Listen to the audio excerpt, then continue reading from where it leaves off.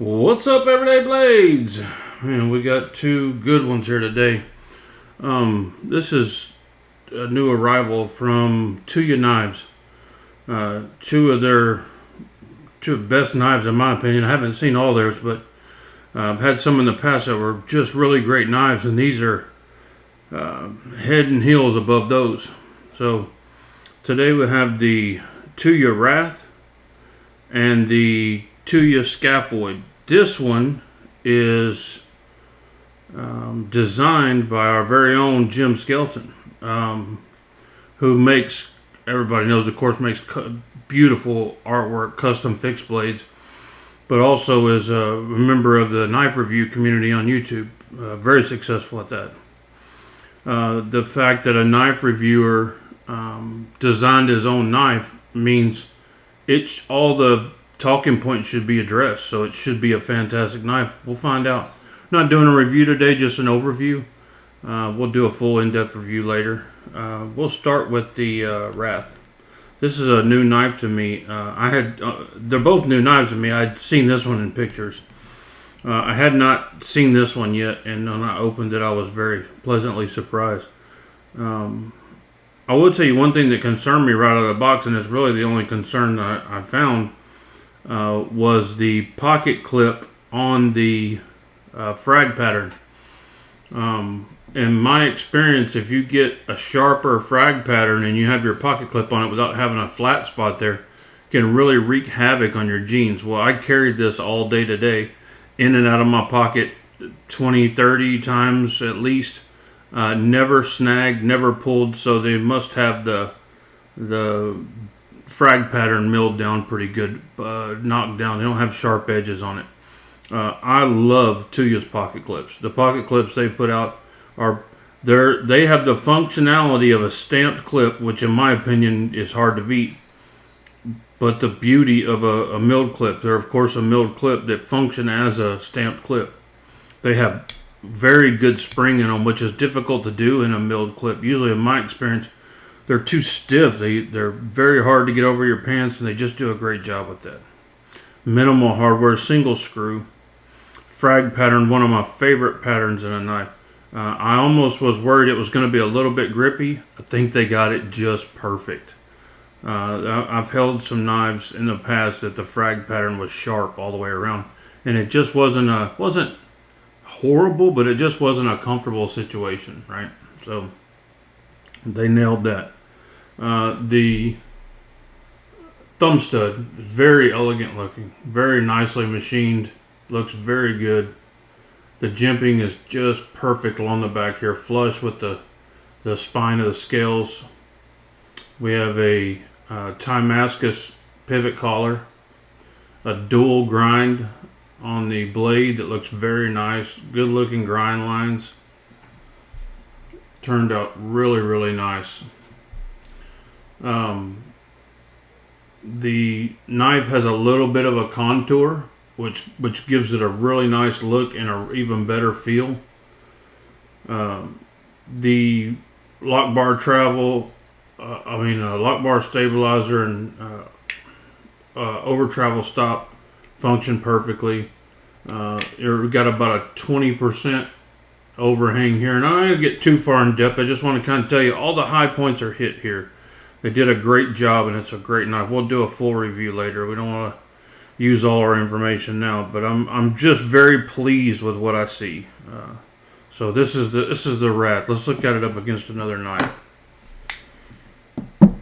This is the Benchmade Griptilian, and one more, the Civivi Elementum. As you can see, it's right in between the two. It's probably closer to the Benchmade grip. Just a really, really good size EDC.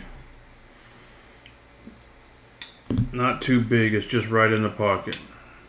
Alright, let's go over to the big dog.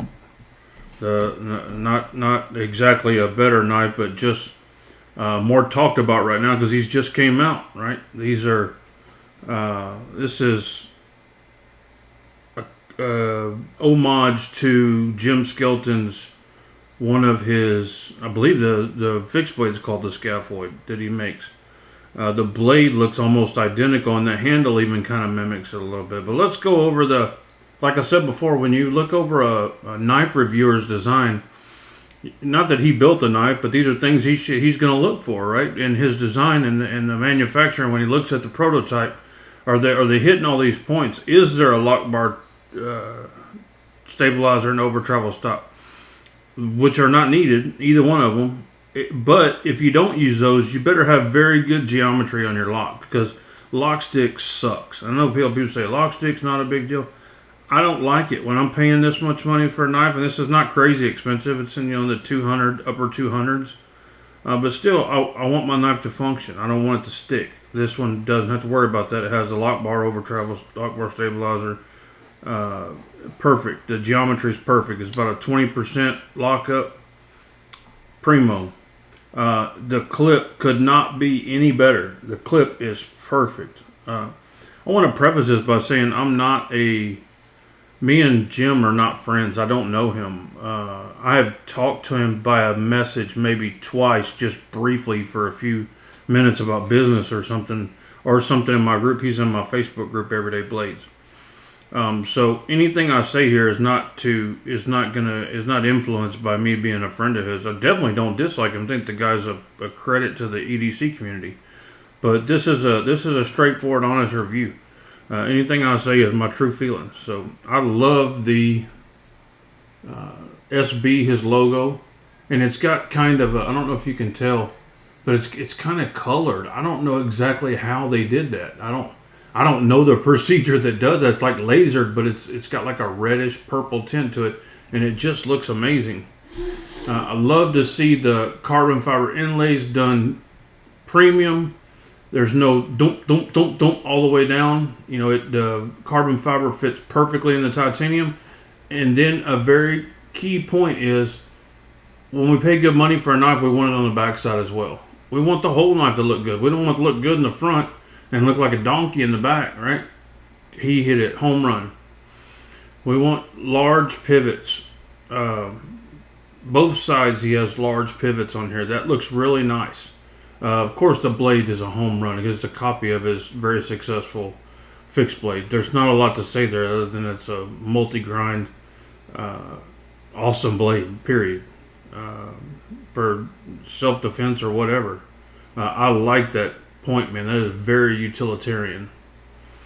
Only small thing I could come up with is the screws over here being T6. I'd like to see those T8. Definitely not a deal breaker. Small nitpick. But $300 for a knife, I might be able to pick on that a little bit. And this one is easily remedied, but one of the screws sticks up just a little bit. This one sticks up, and this one's flush. That's remedied with a screw that's a few thousandths shorter. But either way, it doesn't protrude out. Just the dome of the screw does, and it's a rounded screw, so it's not going to impede anything. It's just something I noticed. This is one of my pet peeves I don't hear many people ever talk about, is the ease of disengagement of the lock bar, right?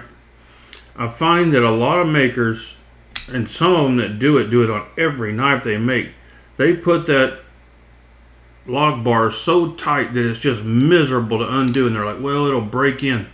Well, I don't mind breaking in my knife, but I don't want to break it in for a year. I think your lock bar pressure should be easily deployed, easily undone.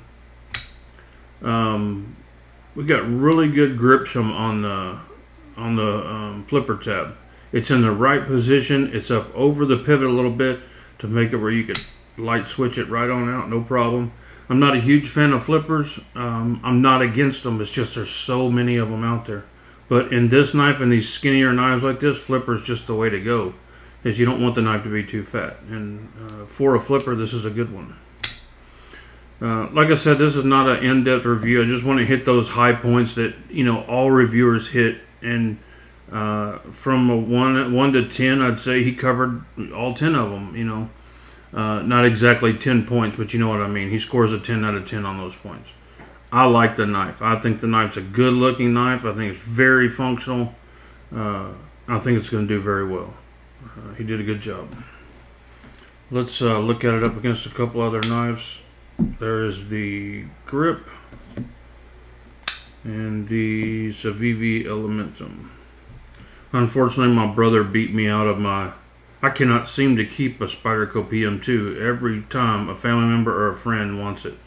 So it looks like it's going to be a Civivi and a Benchmade grip Tillium for my size knives now. Maybe I'll order a couple of Rat 1s. Rat 1 and Rat 2. I don't think nobody will take those. Anyway, good job, Jim. Be very proud of that. He's got another knife out that he released that also did very well. Looks like he's got a bright future in knife design, but we already kind of knew that from seeing his fixed blades. There's very, very hard to be unique in the world of fixed blades, and he stands out. He does a good job with that. So I'm not a fixed blade guy or expert by any means. I'm not an expert at none of this, but all I do is just look at things and give you my opinion. And I think he makes some really nice knives, and it looks like he's going to make his mark in the folder world. So, guys, thanks for watching. Thank you to you, Nod, for sending these over for us to check out. God bless you and your family. Say a prayer for our country. Please subscribe if you're not subscribed. It really helps us out. Good night.